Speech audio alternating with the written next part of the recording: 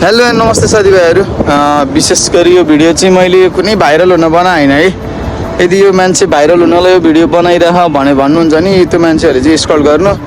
अब यसमा चाहिँ मैले केही दुई तीनवटा विशेष कुराहरू भन्न आएको छु। लामो भिडियो भए पनि विशेष गरी चाहिँ यो नेपाली दाजुभाइ तथा दिदीबहिनीहरूको लागि हुनेछ है। यो भिडियो स्पेसल त सबैको लागि हुनेछ, भन्दाखेरि पनि नेपाली दाजुभाइहरूलाई चाहिँ अलिक इम्पोर्टेन्ट हुनेछ। दिदीबहिनीहरूलाई जो पनि भिजिटमा आउनुभएको छ उहाँहरूको लागि चाहिँ इम्पोर्टेन्ट हुनसक्छ है। अनि मलाई चाहिँ हिजो तपाईँको बिहानको 9-10 बजीतिर मेरो आदरणीय दाइको फोन आयो। उहाँ जुन अबुधाबी हुनुहुन्छ अनि उहाँले चाहिँ मलाई के भन्नुभयो फोन गरेर, सुजन भाइ म तिमीलाई एउटा नम्बर पठाउँदैछु, उहाँहरू भिजिटमा आउनुभएको अल्पत्र पर्नुभयो भन्नुभयो। अनि त्यसपछि मैले हुन्छ नि त सर दाइ पठाउनुहोस् नम्बर म कुरा गर्छु भनेर मैले कुरा गरेँ।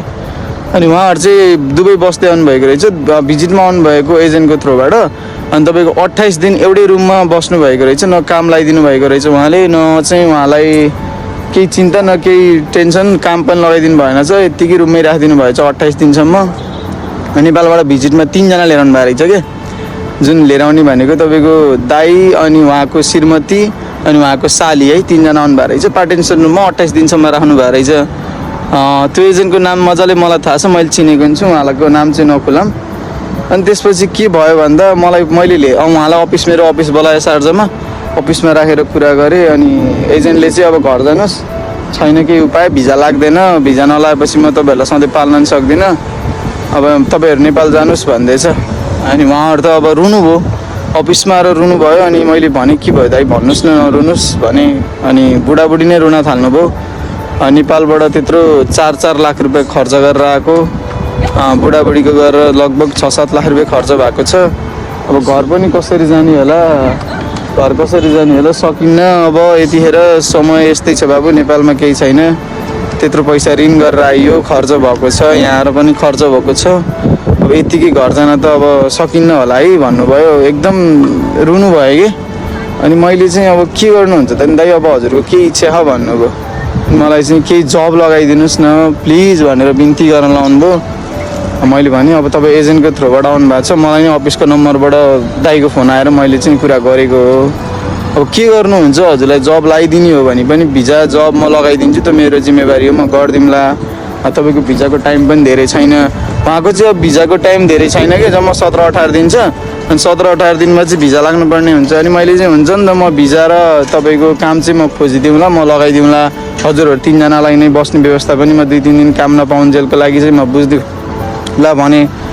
उहाँहरूलाई चाहिँ मैले हिजो मेरो अकोमोडेसनमा लिएर गएँ हाम्रो कम्पनीको।